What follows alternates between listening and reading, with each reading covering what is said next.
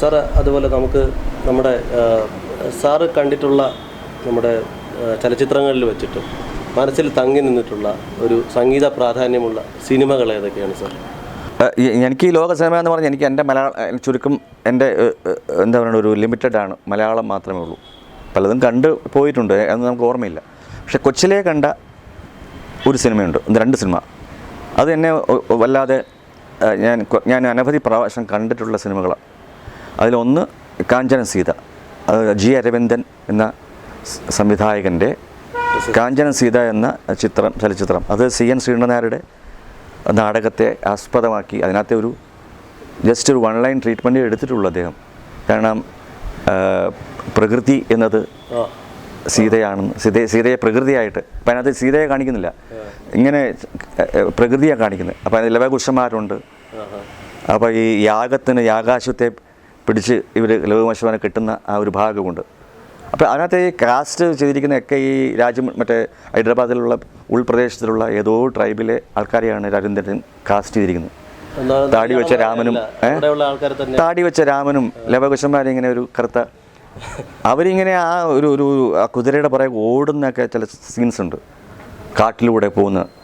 അതിന് ബാക്ക്ഗ്രൗണ്ടായിട്ട് ഈ രാജീവ് താരാനാഥ് എന്നൊരു മ്യൂസിഷ്യനുണ്ട്, അദ്ദേഹത്തിൻ്റെ സന്തൂർ. അത് ലൈവായിട്ട് അതിനെ വായിച്ച് ചേർത്തിരിക്കുകയാണ്. ഇപ്പോഴത്തെ ഈ റീറെക്കോർഡിങ് എന്ന് പറയുന്ന സമ്പ്രദായത്തിൽ അദ്ദേഹം ആ സീൻസ് എല്ലാം അദ്ദേഹത്തിൻ്റെ ഈ വായനയിലൂടെയും അങ്ങനെ വളരെ സിമ്പിളായിട്ടുള്ള കാര്യം. അത് വളരെ ഒരു സംഗീതത്തെ സ്നേഹിക്കുന്ന ഒരാൾക്ക്, അല്ലെങ്കിൽ ശുദ്ധസംഗീതത്തെ സ്നേഹിക്കുന്ന ഒരാൾക്ക് അത് കേട്ടാൽ അത് മനസ്സിൽ തങ്ങിയിരിക്കും, ആ സീൻസും ഒക്കെ ആയിട്ട്. അപ്പോൾ അരവിന്ദേട്ടന് അത്തരം ഒരു സംഗീത സിനിമയിൽ അങ്ങനെ സംഗീതത്തെ സന്നിവേശിപ്പിക്കാനാണ് അരവിന്ദേട്ടൻ്റെ താല്പര്യം. എല്ലാ സിനിമയിലും അദ്ദേഹത്തിൻ്റെ എല്ലാ സിനിമയും അങ്ങനെയാണ്. അപ്പോൾ ഇത് വളരെ ആ ഒരു ഇപ്പം നമ്മളെ പലപ്പോഴും ഈ ബാക്ക്ഗ്രൗണ്ട് ഇങ്ങനെ വളരെ അല്ലേ അങ്ങനെയൊക്കെ ചെയ്ത് അതൊന്നുമല്ല, കീബോർഡൊക്കെ അങ്ങനെ ഒരു പ്രോഗ്രാമിംഗ് ഒക്കെ ചെയ്ത് അങ്ങനെ ഒരു സാധനമല്ല ഇത്. ആ ഒരു സരോഡ് വാദകനാണ്, ഞാൻ ആദ്യം സന്തൂർ എന്ന് പറഞ്ഞു, സരോഡ് വാദകനായ അദ്ദേഹം അതൊരു പ്രത്യേക രീതിയിലാണ് അതിൻ്റെ ബാക്ക്ഗ്രൗണ്ട് മ്യൂസിക് അദ്ദേഹം ചെയ്തിരിക്കുന്നത്. അത് മനസ്സിൽ തങ്ങിക്കുന്ന കാര്യമാണ്. പിന്നെ ഇദ്ദേഹത്തിൻ്റെ അരവിന്ദേട്ടൻ്റെ ഒരു ഡയറക്ടോറിയൽ കഴിവ്, ഈ ഒരു സെൻറ്റൻസാണ് അദ്ദേഹം എടുത്തിട്ടുള്ളത്, സീത എന്ന പ്രകൃതിയാണ് എന്നുള്ളത് മാത്രം. അപ്പോൾ കൂടെ സീതയുടെ അതിനകത്തൊരു വരണ്ട ഒരു സന്ദർഭത്തിലൊക്കെ ആ കാറ്റിങ്ങനെ കാണുന്ന ആ പ്രകൃതിയും ഒക്കെയാണ് കാണിക്കുന്നത്. അത്ര കാവ്യാത്മകമായിട്ടാണ്, പോയറ്റിക് ആയിട്ടുള്ള ഒരു ഫിലിമാണ്. പ്രകൃതിയാണ് സീത എന്നൊരു കോൺസെപ്റ്റ്. അതെ, അതിനെ എന്താ പറയുക, അച്ഛനും നമ്മുടെ മുൻ മുഖ്യമന്ത്രി C. അച്യുതമേനുണ്ട്, അദ്ദേഹവുമായിട്ട് നിരന്തരം കലാകൗമുദിയിൽ അന്നത്തെ കാലത്ത് തർക്കങ്ങൾ നടന്നിരുന്നു, ഈ പ്രകൃതി പുരുഷനും എന്നുള്ള ആ ഒരു സങ്കല്പത്തെക്കുറിച്ചൊക്കെ. അപ്പോൾ ഇത് അരവിന്ദേട്ടനൊന്നും പറയണമെന്നുണ്ട്, പക്ഷേ അച്ഛനാണ് അരവിന്ദേട്ടന് വേണ്ടി ആ മീഡിയയിൽ അച്ഛനാണ് അതിന് സംവാദം നടത്തിയത് എന്നുള്ളതാണ്. അതിപ്പോഴും ഓർക്കുന്നത് വളരെ പണ്ട്. പക്ഷേ അവർ തമ്മിൽ അന്നത്തെ ഒരു കാലം ഇന്നത്തെ പോലല്ല, പ്രകൃതി സ്നേഹികളായിരുന്നു. അതുകൊണ്ടല്ല, ഈ തർക്കങ്ങൾക്കിടയിലും അവർ നല്ല വ്യക്തിബന്ധം പുലർത്തി എന്നുള്ളതാണ്. അത് കഴിഞ്ഞാലും ആ വ്യക്തിബന്ധത്തിന് ഒരു കോട്ടം തട്ടിയിട്ടില്ല എന്നുള്ളതാണ് അതിൻ്റെ. ഇപ്പോൾ അദ്ദേഹം എൻ്റെ കല്യാണത്തിന് അച്യുതമേനോൻ അദ്ദേഹം അത് വന്നിരുന്നു. എപ്പോഴും ആ ബന്ധം സൂക്ഷിച്ചിരിക്കുന്നത്. ഇന്ന് അങ്ങനെയല്ല, നമുക്കൊരു എതിർപ്പ് വന്നാൽ പറഞ്ഞു കഴിഞ്ഞാൽ പിന്നെ ആ ബന്ധം പോയി, പിന്നെ നമുക്ക് ബന്ധം വഷളാണ്. അന്ന് അങ്ങനെയല്ല, നമ്മൾ ആർഗ്യുമെന്റ്സ് അല്ല, ഡിസ്കഷൻസ്, വ്യക്തികളായിട്ടുള്ളതല്ല, ആശയങ്ങൾ തമ്മിലുള്ളതായിരുന്നു. അതൊരു വലിയ കാര്യമാണ്. അതെ, രണ്ടാമത്തെ ഒരു സിനിമ എന്ന് പറയുന്നത് ശങ്കരാഭരണം. അതങ്ങനെ ലോകോത്തര സിനിമ എന്നല്ല ഞാൻ ഉദ്ദേശിക്കുന്നത്. എൻ്റെ കൊച്ചിലെ ഞാൻ സംഗീതം അന്ന് കൈകാര്യം നമ്മൾ പഠിച്ചുകൊണ്ടിരിക്കുന്ന ഒരു കാലഘട്ടത്തിനാണല്ലോ. ഈ കാഞ്ചന സീതയിൽ വാൽമീകിയുടെ വേഷം അത് കാസ്റ്റ് ചെയ്ത് വളരെ രസകരമായിരുന്നു. എൻ്റെ അച്ഛൻ്റെ ചേട്ടനുണ്ട്, വളരെ ഈ താടിയൊക്കെ വളർത്തി ഭയങ്കര ഒരു എന്താ പറയുക, ആ ലുക്ക് തനിയൊരു കണ്ടാൽ തന്നെ അരവിന്ദ് ചേട്ടൻ ആ കാഴ്ച തന്നെയാണ് അത് പുള്ളി കാസ്റ്റ് ചെയ്ത്. തനിയൊരു വാൽമീകിയുടെ പുള്ളിയുടെ മനസ്സിലെ ഒരു സങ്കല്പം, അതൊരു വല്ലാത്തൊരു, അതും കൂടെ കൊണ്ടാണ് എനിക്കൊരു കുറച്ചുകൂടെ നൊസ്റ്റാൾജിയ ആ സിനിമയോട് ഉണ്ടായത്. കേശവ പണിക്കർ, അച്ഛൻ്റെ ചേട്ടൻ്റെ പേര് കേശവ പണിക്കർ. പിന്നീട് അടുത്തൊരു സിനിമ ഞാൻ കുട്ടിക്കാലത്ത് ഒരു 5-6 പ്രാവശ്യം കണ്ടിട്ടുള്ള ഒരു സിനിമ എന്ന് പറയുന്നത് ശങ്കരാഭരണമാണ്. അതിലൂടെ കൺവേ ചെയ്യുന്ന ആ ഒരു ഒരു ഒരു മൂല്യം, വാല്യൂസ് ഉണ്ട്. അത് അക്കാലത്ത് എന്നെ വളരെയധികം ത്രസിപ്പിച്ച ഒരു സിനിമയാണ്. കാരണം നമ്മൾ സംഗീതം കൈകാര്യം ചെയ്ത് ഒരു കോളേജിലൊക്കെ കയറി ഉടനെയാണ് സിനിമ വരുന്നത്. അപ്പോൾ നമ്മൾ സംഗീതം കൈകാര്യം ചെയ്യുന്ന ആ സമയത്ത് ഇത്തരം ഒരു സംഗീതത്തെ എന്താ പറയുക, ശരിക്കുള്ള ശുദ്ധ സംഗീതത്തെ ബൂസ്റ്റ് ചെയ്തുകൊണ്ടുള്ള ഒരു സിനിമ വരിക, അതിലെ ഗുരു എന്ന സങ്കല്പത്തെക്കുറിച്ചും ഇപ്പം വെസ്റ്റേൺ മ്യൂസിക്കിനെ പറ്റിയും എന്താ പറയുക താരതമ്യപ്പെടുത്തി കർണാടക സംഗീതം കൈകാര്യം ചെയ്യുന്നതിനെല്ലാം കരുതലാമലകമാണ് എന്നുള്ളൊരു ഡെമോൺസ്ട്രേഷൻ പോലെ അതിനകത്ത് വെസ്റ്റേൺ പാടുന്നതൊക്കെ ഉണ്ടല്ലോ ഒരു കർണാടക സംഗീതജ്ഞൻ. അപ്പം അങ്ങനെ നമ്മൾ അതൊക്കെ കാണുമ്പോൾ നമുക്കൊരു ത്രില്ലാണ്. പിന്നെ നമ്മൾ പല പാട്ടുകളും ഇദ്ദേഹത്തിൻ്റെ ആദ്യത്തെ ഫിലിമാണ് നമ്മുടെ SPBയുടെ ആദ്യത്തെ ഒരു അല്ലേ ഒരു SPB സാറ് ശങ്കരാഭരണത്തിലെ ആ ഒരു പാട്ടോടുകൂടി ഓംകാരനാദാനുസന്ധാന, അതൊക്കെ ഞാൻ കോളേജിൽ എൻ്റെ MG കോളേജിലെ കാലഘട്ടത്തിൽ ഞാൻ അതൊക്കെ പാടി നടന്നിട്ടുണ്ട്. കോളേജിൽ അതൊക്കെ ഒരു കാലം നല്ല രീതിയിൽ കോളേജിലൊക്കെ. അതെ, അതിനകത്ത് ഈ പറഞ്ഞ ഗുരുവിനെ ശുശ്രൂഷിക്കുക, കാരണം ഗുരു എന്ന് പറയുന്ന ഗുരുത്വം എന്നതില്ലാണ്ട് ഒരു കലയും നമുക്ക് പ്രകാശിക്കാൻ പറ്റില്ല. അതിന് ശാസ്ത്രീയത ഒന്നുമില്ല, അതങ്ങനെയാണ്. ഇല്ലെങ്കിൽ ഇല്ലാത്തതിനെ നമുക്കറിയാം, അത് പ്രകാശിക്കുകയില്ല. അല്ലെങ്കിൽ നമ്മൾ വിദ്യ പഠിപ്പിച്ചു തന്ന ആളോടുള്ള ഒരു കടപ്പാട് ജീവിതക്കാലവും നമ്മൾക്ക് മനസ്സിൽ സൂക്ഷിക്കണം എന്നുള്ളതാണ് അതിൻ്റെ ഒരു പ്രിൻസിപ്പിൾ. കാരണം നമുക്ക് അത് ജന്മം തന്ന അവരോടായാലും ശരി, നമ്മളെ പഠിപ്പിച്ചവരോടായാലും ശരി, അത് നമുക്ക് കാതലായ വിദ്യ പറഞ്ഞു തന്നവരാണ്. നമുക്ക് ജീവിതത്തിൽ ഉപകരിക്കുന്ന, ഇന്നും നാളെയും ഒക്കെ ഉപകരിക്കുന്ന വിദ്യ പറഞ്ഞു തന്ന മഹത്ത് വ്യക്തിത്വങ്ങളാണ്. പിന്നെ പഠിപ്പിച്ചത് എൻ്റെ സംഗീതത്തിലെ ഗുരുക്കന്മാരും അനവധി പേരുണ്ട്. അതെ, ഗുരുനാഥന്മാരും ഒത്തിരി പേരുണ്ട്. ആദ്യം എൻ്റെ ശിവശങ്കര പണിക്കർ സാറെന്ന് പറഞ്ഞിട്ട് ഗുരുനാഥ്, പിന്നെ രാമേന്ദ്രൻ പോറ്റി, അമ്പലപ്പുഴ തുളസി, പ്രഭാകരവർമ്മ സാറുണ്ട്, മാവേലിക്കര പ്രഭാകരവർമ്മ. അവസാനം എന്നെ ഇന്നും നമുക്ക് സംശയമുള്ളത്, നമുക്ക് അതായത് എൻ്റെ 25-ാം വയസ്സിലാണ് ഞാൻ B. ശശികുമാർ എന്ന സാർ, അദ്ദേഹം പ്രസിദ്ധ വയലിനിസ്റ്റാണ്, സംഗീതജ്ഞനാണ്. അദ്ദേഹമാണ് അച്ഛൻ എന്നെ കൊണ്ട് അദ്ദേഹത്തിൻ്റെ അടുത്തിലാണ് ആക്കിയത്. അവസാനം അതിനൊരു അഡ്വാൻസ്ഡ് ഇത് വേണം. ഞാൻ അഡ്വാൻസ് പറഞ്ഞാൽ പോകുന്നത്, പക്ഷേ ആദ്യം മുതൽ നമ്മൾ പഠിച്ചേ പറ്റുന്നുള്ള അവസ്ഥയാണ്. കാരണം നമ്മൾ പഠിച്ചതിൻ്റെ എല്ലാം അൺലേൺ ചെയ്യേണ്ട ഒരവസ്ഥയായിരുന്നു. ഇദ്ദേഹം തന്നെയല്ലേ നമ്മുടെ പ്രമുഖ വയലിനിസ്റ്റ് ബാലഭാസ്കറിൻ്റെ അമ്മാവൻ, നമ്മുടെ ഇദ്ദേഹത്തിന് വേണുഗോപാൽ സാറിൻ്റെ പഠിച്ചിട്ടുണ്ട്. അതെ, നമ്മുടെ തുഷാറും എന്ന് പറഞ്ഞ യുവഗായകനുണ്ട്, തുഷാർ.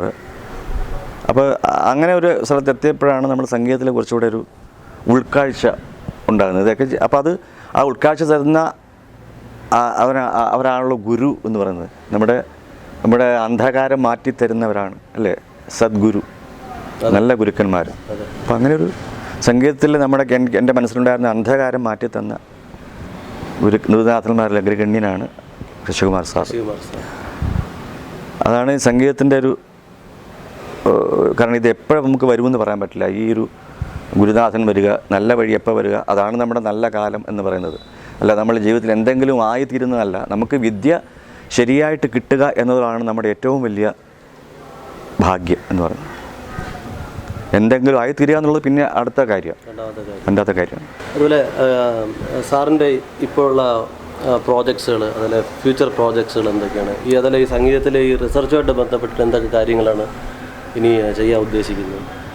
പ്രോജക്ട്സ് എന്ന് പറയാനായിട്ട് നമുക്ക് ചില പ്രോജക്ട്സ് ഇടയിടയിലേക്ക് വരും. ചില പ്രോജക്ട്സ് സ്വന്തമായിട്ട്, ചില പ്രോജക്ട്സ്. അപ്പോൾ ഇത് രണ്ടുമാണ് ഉള്ളത്. നമുക്ക് വെളിയിൽ നിന്ന് ആരെങ്കിലും നമ്മളെ ഏൽപ്പിക്കുന്ന പ്രോജക്ട്സ്, നമ്മൾ സ്വന്തമായിട്ട് ചെയ്യുന്ന ചില ലോങ് ടേം പ്രോജക്ട്സ് ഉണ്ട്. അത് ചില ഡിവോഷണൽ, ഭാഗവതം അല്ലെങ്കിൽ മഹാഭാരതം, ദേവി ഭാഗവതം, ഇങ്ങനെയുള്ള വളരെ വളരെ വളരെ ബൃഹത്തായിട്ടുള്ള കാര്യങ്ങൾ. അതിനോടൊപ്പം ചെറിയ ചെറിയ ചില കവിതകൾ, അന്ന് നമ്മൾ കാണുന്ന ചില നല്ല കവിതകൾ, നല്ല കവികളുടെയൊക്കെ നമ്മളിങ്ങനെ ദൃഷ്ടിയിൽപ്പെടും. അതൊക്കെ നമ്മൾ എടുക്കുക എന്നുള്ളതാണ്. ചില നാടൻ പാട്ടുകൾ ഇടയ്ക്ക് ആലപിക്കുക, അച്ഛൻ്റെ ചില പാട്ടുകൾ ആലപിക്കുക. ഇതൊക്കെ ദിവസം നമുക്ക് എന്താണോ അന്നന്ന് മൂഡ് വരുന്നത് അതിലേക്ക് അതാണ് എൻ്റെ പ്രോജക്റ്റ് എന്ന് പറയുന്നത് സാധനം. കാരണം അതിന് ഇപ്പം നമുക്ക് അത് പ്രകടിപ്പിക്കാനുള്ള വേദിയുണ്ട്, അത് കേൾക്കാനുള്ള ആൾക്കാരുണ്ട് എന്നുള്ളതാണ് അതിൻ്റെ ഏറ്റവും വലിയൊരു ഗുണം. പണ്ടതില്ലായിരുന്നു. ഞാനിപ്പോൾ ഒരു യൂട്യൂബ് ചാനൽ തുടങ്ങിയിട്ട് ഒരു 11 വർഷമായി. അത് നമ്മൾ പതുക്കെ എങ്ങനെ ഗ്രോ ചെയ്ത് വന്നപ്പോഴത്തേക്കും നമുക്ക് അത് ഇതിൽ കൊടുത്ത 10 പേര് കാണും എന്നുള്ളൊരു സ്വന്തമായിട്ടുള്ളൊരു പ്ലാറ്റ്ഫോം അതെ ഉണ്ടായിരുന്നു. അതെ എന്നാലും ഇപ്പോൾ ഒരുപാട് ആൾക്കാർ സബ്സ്ക്രൈബ് ചെയ്ത് കാണും അല്ലേ സാർ? ഒരുപാട് ആൾക്കാർ. അതെ ഒരു 90,000 ആയിരുന്നു. ഒരു നമ്മൾ പോസ്റ്റിംഗ് നടക്കുകയാണെങ്കിൽ ഇത്ര ആൾക്കാരുടെ ഇടയിൽ പെട്ടെന്ന് എത്തുകയാണ്, അവരത് വാച്ച് ചെയ്യുകയും ചെയ്യുന്നു. അതെ എല്ലാവരും എത്തില്ല, പക്ഷേ സ്ഥിരമായിട്ട് ചില ആൾക്കാർ ഡെയിലി കാണുന്ന ചില വീഡിയോകളുണ്ട്. അത് അവർക്ക് പ്രയോജനമുള്ള അത് കണ്ടിരിക്കും. ഇപ്പോൾ ധന്വന്തിരി, ഇപ്പോൾ കൊറോണ കാലമുണ്ട്, അപ്പോൾ ധന്വന്തിരി പറ്റിയുള്ള അത് അങ്ങനെയുള്ള ചില ഇപ്പം ദേവി മഹാത്മ്യത്തിൻ്റെ 11-ാം അധ്യായം, ഇതൊക്കെ ദിവസവും ആൾക്കാർ കേൾക്കുന്ന ഒരു കാര്യമാണ്. സാർ, ഈ പുതിയ തലമുറയിൽപ്പെട്ട കുഞ്ഞു ഗായകർക്കും അതുപോലെ സംഗീത വിദ്യാർത്ഥികൾക്കും താങ്കളുടേതായിട്ടുള്ള ഒരു സന്ദേശവും മുന്നറിയിപ്പും എന്താണ്? പ്രത്യേകിച്ച് റിയാലിറ്റി ഷോകൾ അടക്കി വാഴുന്ന ഈ കാലഘട്ടത്തിൽ. അതൊന്നും നമ്മൾ കേരളത്തിലെ അല്ലെങ്കിൽ ഇന്ത്യയിലുള്ള ഭാരതത്തിലുള്ള കുട്ടികൾക്ക് അതൊന്നും ആവശ്യമില്ല. കാരണം അവർ നിരന്തരം സംഗീതം കേട്ടുകൊണ്ടിരിക്കുന്ന കുട്ടികളാണ്. ഇപ്പോൾ നമ്മൾ ഉയർന്നു വരുന്ന കുട്ടികളെ കണ്ടാൽ അറിയാം, അവർ കേൾവി എന്ന് പറഞ്ഞാൽ അവർക്ക് അസാധ്യമായിട്ടുണ്ട്. ആ കേൾവിയാണ് ഏറ്റവും ഇതിൻ്റെ ബേസിക് ഘടകം എന്ന് പറയുന്നത്. കാരണം അത് കേട്ടാലേ, ഇപ്പോൾ എൻ്റെ മക്കളൊന്നും പാട്ട് പഠിച്ചിട്ടില്ല, അവർ കേൾവിയാണ് അവരെ കൊണ്ട് പാടിക്കുന്നത്. പഠിത്തം വളരെ കുറച്ചേ ഉള്ളൂ, പക്ഷെ കേൾവി എന്ന് പറയുന്ന സാധനം വളരെ വളരെ സംഗീതത്തിൽ പ്രധാനമാണ്. ഒരാളെ കേട്ടുകൊണ്ടിരിക്കുക എന്നുള്ളത് പ്രധാനമാണല്ലോ. ഇപ്പോൾ എന്നെ കേൾക്കുക അല്ലെങ്കിൽ ഞാൻ നിങ്ങളെ കേട്ടാലേ നമുക്ക് എന്തെങ്കിലും മനസ്സിലാവുള്ളൂ. അപ്പോൾ ആ ചെവി എന്ന് പറയുന്നത് കൊടുക്കുക, സംഗീതത്തിന് ചെവി കൊടുക്കുക, അത് നമ്മുടെ ഉള്ളിൽ കിടക്കും. അപ്പോൾ നമ്മളത് പിൽക്കാലത്തൊരു പാട്ടുകാരനാകുമ്പോൾ നമുക്കിതെല്ലാം പ്രയോജനപ്പെടും. ഇതൊരു പൈലപ്പ് ചെയ്ത് നമ്മുടെ മനസ്സിൻ്റെ ഏതോ കോണിൽ സൂക്ഷിക്കും. അത് നമ്മുടെ കാലത്ത് കേൾവി എന്ന് പറയുന്നത് അതിനുള്ള മാധ്യമങ്ങൾ കുറവായിരുന്നു, നേരിട്ട് പോയി കേൾക്കണം. ഇന്നതല്ല, അവർ 4 ദിവസത്തിൽ ഇപ്പോൾ ഞാൻ എൻ്റെ കൊച്ചുമകൾ ഇപ്പോഴേ കേട്ടുകൊണ്ടിരിക്കുകയാണ്. നമ്മളതിന് ദിവസം നമ്മൾ പാടിക്കൊണ്ടിരിക്കും. ഇപ്പോൾ 28 കഴിഞ്ഞേ ഉള്ളൂ ഇപ്പോഴും, മകളുടെ കുട്ടി. അപ്പോൾ അത് നമ്മളിങ്ങനെ പാടുക, അവർക്ക് കുറച്ചുകൂടെ കഴിഞ്ഞാൽ അവർ കേട്ടോളും. എൻ്റെ മക്കൾ കേട്ട പോലെ അവർ കൊച്ചുമക്കളും അത് കേട്ടോളും. അതിനുള്ള സാഹചര്യങ്ങളും ഒക്കെ ഉണ്ട്. നല്ലത് കേൾക്കാൻ നമുക്ക് മനസ്സുണ്ടെങ്കിൽ കേൾക്കാം. അതെ, അതുണ്ട്. അത് പ്രത്യേകിച്ച് യുവതലമുറയോട് അത് പറഞ്ഞു കൊടുക്കേണ്ട ആവശ്യമില്ല. അവർക്ക് പിന്നെ കിട്ടേണ്ടത് വിവേകം എന്ന് പറയുന്ന കാര്യം മാത്രമേ ഉള്ളൂ. ബുദ്ധിയുള്ളവരാണ്, അതിബുദ്ധിമാന്മാരാണ്. നമ്മൾ ഈ കാലത്ത് ഏറ്റവും അധികം വേണ്ട വിവേകം എന്ന് പറയുന്ന കാര്യം മാത്രം. വേണ്ട സ്ഥലത്ത് വേണ്ട പറയുക, വേണ്ടത് ചെയ്യുക എന്നുള്ള ആ വിവേകത്തിൻ്റെ മാത്രമേ അവർ ആർജിക്കേണ്ട കാര്യമുള്ളൂ. ബാക്കിയെല്ലാം ജീവിതത്തിൽ അവർക്കുണ്ട്. ചെറിയ പ്രായത്തിൽ ഈ സ്റ്റാർഡവും പിന്നെ അതേപോലെ ഈ ഇത്രയും വരുമ്പോൾ ആ ചെറിയ പ്രായത്തിൽ അവർക്കത് ഹാൻഡിൽ ചെയ്യുന്നുണ്ട്. പക്ഷേ മുന്നോട്ടുള്ള അവരുടെ ജീവിതത്തിൽ അവർ എങ്ങനെ അത് കൊണ്ടുപോകും, അത് ആശ്രയിച്ച് തന്നെ ഇരിക്കും. തീർച്ചയായിട്ടും അവരുടെ വളർന്നു വന്ന സംസ്കാരവും അച്ഛനമ്മമാരുടെ ആ ഒരു ഇൻഫ്ലുവൻസും അവർ കൊടുക്കുന്ന ആ ഒരു ഇതൊക്കെ അതിനെ ആശ്രയിച്ചിരിക്കും അവർക്ക് അഹങ്കാരമില്ലായ്മ വരാനായിട്ടുള്ള ഒരു ഘടകമെന്ന് പറയുന്നത് അച്ഛനമ്മമാർ തന്നെയാണ്. ആവശ്യമില്ലാതെ അവരെ പൊക്കി പറയാതിരിക്കുക. അതെ, പണ്ട് കാലത്ത് നമ്മുടെ കാരണവന്മാരൊക്കെ നമ്മളെ ആവശ്യമില്ല ഒരിക്കലും നമ്മളെ പൊക്കി പറഞ്ഞിട്ടില്ല. അതാണ് അവൻ്റെ രീതി അങ്ങനെയായിരുന്നു. അതുകൊണ്ട് സ്നേഹമില്ല എന്നുള്ളൊരു തോന്നൽ നമുക്ക് ഒരുപക്ഷെ കൊച്ചിലേ ഉണ്ടാകാം. പിൽക്കാലത്ത് നമുക്കറിയാം സ്നേഹമില്ലാത്തതുകൊണ്ടല്ല, നമ്മുടെ നല്ലതിന് വേണ്ടിയാണ് അവരങ്ങനെ ചെയ്തിരുന്നത് എന്നുള്ളത്. അപ്പോൾ എൻ്റെ അച്ഛനൊക്കെ നല്ലത് എന്ന് പറഞ്ഞിട്ടുള്ള വളരെ ചുരുക്കം ചില കാര്യങ്ങൾ പിൽക്കാലത്ത് പ്രായമായിട്ടാണ് പിന്നെയും പറഞ്ഞു തുടങ്ങിയത്. അപ്പം അങ്ങനെ നമ്മൾ എന്ന് വെച്ചാൽ നമ്മൾ ഇഷ്ടമില്ല എന്ന് ധരിക്കാറുമില്ല. ഒരുപക്ഷെ കൊച്ചിലെ അങ്ങനെ ധരിക്കുമായിരിക്കാം, പിൽക്കാലത്ത് ഒരിക്കലും അങ്ങനെ ധരിക്കാൻ പറ്റില്ല. കാരണം നമുക്കറിയാം വളർന്നു വന്ന സാഹചര്യമൊക്കെ നമുക്ക് എല്ലാവർക്കും അറിയാവുന്ന കാര്യമാണല്ലോ, അവരവരുടെ ജീവിതം. അതുകൊണ്ടാണ് ഇപ്പം അങ്ങനെയല്ല, ഒരു അണുകുടുംബമാണ്. നമ്മൾ പ്രോത്സാഹിപ്പിച്ചില്ലെങ്കിൽ കുട്ടിക്ക് വളരെ നിരാശയുണ്ടാകും, അല്ലേ? അപ്പോൾ അതെല്ലാം ചോദിക്കുന്നതെല്ലാം സാധിച്ചു കൊടുക്കുന്ന ഒരു കൽപ്പവൃക്ഷം പോലെയാണ് ഇപ്പോൾ അച്ഛനമ്മമാർ. എന്തും കൊടുക്കുക, അല്ലേ, എന്തും മേടിച്ചു കൊടുക്കുക എന്നുള്ളത് അത് ഒരു തരത്തിൽ അവരെ വഴിതെറ്റിക്കും എന്നുള്ളതാണ് വാസ്തവമാണ്. പക്ഷെ അതല്ലാതെ നമ്മൾ കൊടുക്കുന്ന സംസ്കാരം ഉൾക്കൊണ്ട് അവൾ വളർന്നാൽ അങ്ങനെ കൊടുത്താൽ പോലും വഴിതെറ്റാതിരിക്കുന്ന കുട്ടികളുമുണ്ട്. ഇതെല്ലാം നമ്മുടെ തലയിലെടുത്ത് വീഴിക്കും. നമ്മളതിലാണ് ആത്യന്തികമായിട്ട് നമ്മൾ വിശ്വസിക്കുന്നത്, നമ്മുടെ തലയിലെഴുത്തിലാണ്. സാർ, അതേപോലെ നമ്മുടെ ഈ കേരളത്തിൻ്റെ തനതായിട്ടുള്ള ഈ താളങ്ങളും രാഗങ്ങളും ഏതൊക്കെയാണോ ഒന്നും കൂടെ ഒന്ന് വ്യക്തമായിട്ട് പറഞ്ഞുതരാമോ? അങ്ങനെ എന്തെങ്കിലും ഉണ്ടെങ്കിൽ. അല്ല, അതൊക്കെ വിശദമായിട്ട് നമ്മൾ ഈ ഞാൻ നേരത്തെ ആദ്യം സൂചിപ്പിച്ച പല കമ്മ്യൂണിറ്റീസിൻ്റെയും ഭാഗമായിട്ട് അവരുടെ സംഗീതത്തിൻ്റെ ഭാഗമായിട്ട് അവർക്ക് ഗണപതി താളവും ലക്ഷ്മി താളവും എന്നൊക്കെ ഉണ്ടായിരുന്നു. അതിന് വെറൈറ്റി ഉണ്ടായിരുന്നു ഓരോരുത്തരും ഓരോ ഇതിൽ തൊഴിലുമായിട്ട് ബന്ധപ്പെട്ട്. അതെ സാർ, അതേപോലെയാണ് ഈ സാറിൻ്റെ ഈ വടക്കത്തി പെണ്ണാളി, അത് ഇതുപോലെ ഒരു 10-30 വർഷം മുമ്പ് ഞാനും അച്ഛൻ എഴുതി ഞാൻ അത് ഈണം കൊടുത്ത ഒരു പാട്ടാണ് പണ്ട് ഒരു സിനിമയ്ക്ക് വേണ്ടി ചെയ്തതാണ്. രാജീവ്നാഥിൻ്റെ ഒരു സിനിമയ്ക്ക് വേണ്ടി ചെയ്ത പാട്ടാണ്. പിന്നെ എന്താണ് താറാവുകാരൻ്റെ ഒരു കഥ, നെടുമുടി വേണിച്ചേട്ടൻ അഭിനയിക്കുന്ന ഒരു കഥ. അത് പിന്നെ പിൽക്കാലത്ത് വന്നൊന്നുമില്ല സിനിമ. അത് 2 വരിയൊന്ന് സാറൊന്ന് പാടിത്തരാമോ? വടക്കത്തി പെണ്ണാളെ വൈക്കങ്കായലോളം തല്ലുന്ന വഴിയേ കൊയ്ത്തിനു വന്നവളെ. സാറേ, ഈ നെടുമുടി സാറും സാറിൻ്റെ പിതാവും താങ്കളുമായിട്ടുള്ള ഒരുപാട് പരിപാടികൾ കുട്ടിക്കാലത്ത് ദൂരദർശനിലും അങ്ങനെയുള്ള ചാനലിൽ കണ്ടിട്ടുണ്ട്. അതിനുള്ള പരിപാടികൾ കാണാൻ ഇപ്പോഴും ആഗ്രഹിക്കുന്നുണ്ട്. അങ്ങനെ ഒരു നൈർമല്യമുള്ള ഒരു പരിപാടികളൊക്കെ ഇപ്പം കുറവാണ്. ഞാൻ എപ്പോഴും ആലോചിക്കുന്നത്, പണ്ട് വേണിച്ചേട്ടനായിട്ട് ദൂരദർശനിൽ ഒരു പരിപാടി പണ്ട് കുട്ടികൾക്ക് വേണ്ടി ഇത്രയും ചില നാടൻ പാട്ടുകളും ഒക്കെ ആയിട്ട് നമ്മൾ ഒരുമിച്ചിങ്ങനെ പാടിയിരുന്നു. അന്ന് ശ്യാമായിരുന്നു നമ്മുടെ ഡയറക്ടർ, ശ്യാമപ്രസാദാണ് അന്ന് അവിടുത്തെ പ്രൊഡ്യൂസറായിരുന്നു. അപ്പോൾ ആ ശ്യാമിൻ്റെ ഒരു ഇതിലാണ് അത് ആ ഒരു പരിപാടി അന്നൊക്കെ നടന്നിരുന്നു.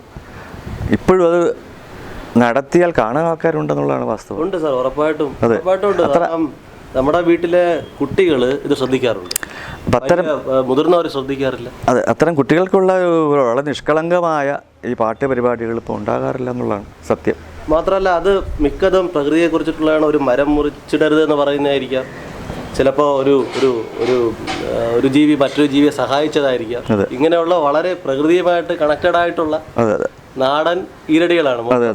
വളരെ പോസിറ്റീവ് എനർജിയും കിട്ടും, കാണുന്ന കുട്ടിക്ക് ഒരു സന്ദേശവും ലഭിക്കും. തന്നെയല്ല, ഇപ്പോഴത്തെ കാലത്ത് വളരെ വളരെ പ്രഗത്ഭരായ യുവകവികൾ, ഞാൻ നേരത്തെ സൂചിപ്പിച്ചു, നമ്മൾ കവിതകൾ കൂടെ ഇങ്ങനെ അവർക്കൊരു സർപ്രൈസ് ചിലപ്പോൾ ഞാൻ കൊടുക്കും. നല്ല കവിത എന്ന് എനിക്ക് തോന്നിക്കഴിഞ്ഞാൽ എനിക്ക് ചൊല്ലാവുന്നത്, ഞാൻ എൻ്റെ ഒരു ബുദ്ധിപരമായ ഒരു കവിതയെ അളക്കാനൊന്നും എനിക്കറിയില്ല. പക്ഷേ എനിക്ക് ചൊല്ലാൻ പറ്റിയ കവിതകളും ഒരുവിധം ചൊല്ലിക്കഴിയുമ്പോൾ എനിക്കറിയാം അതിനകത്ത് എന്തുകൊണ്ട് ഒരു കാമ്പുണ്ടെന്ന് തോന്നും. അങ്ങനെയുള്ള കവിതകൾ ഞാൻ ചിലരുടെ ഇങ്ങനെ എടുക്കും. അപ്പോൾ നമുക്ക് അപ്പോഴാണ് മനസ്സിലാകുന്നത്, ഇവിടെ നമുക്ക് കേരളത്തിൽ ഇപ്പോഴും നമ്മൾ വളരെ വളരെയധികം പ്രഗത്ഭരായ കവികൾ, നല്ലവണ്ണം എഴുതാൻ എളുപ്പമുള്ള കവികൾ, കുട്ടിപ്പാട്ടുകൾ എഴുതാൻ, കുഞ്ഞുങ്ങൾക്ക് വേണ്ടി എഴുതാനുള്ള കവികൾ, അങ്ങനെയൊക്കെയുള്ള പ്രാഗൽഭ്യമുള്ള കവികൾ നമ്മുടെ നാട്ടിലുണ്ട്. അപ്പോൾ ഈ പണ്ട് കവി പറയുന്നതിന് എപ്പോഴും ഒരു വിലയുണ്ടായിരുന്നു. വള്ളത്തോളിൻ്റെയൊക്കെ കാലത്ത് കവി ആണ് നമ്മൾ ഈ വരുംകാലത്തെ മുൻകൂട്ടി കാണുന്നവർ, അല്ലേ? കവികളാണ്. ഇപ്പോൾ നമ്മൾ അതെ, സുഗതകുമാരി ടീച്ചറും നമ്മുടെ ONV കുറിപ്പൊക്കെ നമ്മൾ കാടിനെ പറ്റിയും, അല്ലേ, അവരുടെയൊക്കെ കവിതകളില്ലേ? അപ്പോൾ നമുക്ക് അന്ന് പ്രസക്തമാണ്. അപ്പോൾ അവരത് മുൻകൂട്ടി കണ്ടിരുന്നു. കവികളാണ് മുൻകൂട്ടി കാണുന്നവരാണ്. ഗാഡ്ഗിൽ റിപ്പോർട്ടൊക്കെ അതാണല്ലോ, അവർ പണ്ട് കവിതകളിൽ കൂടെ എഴുതി.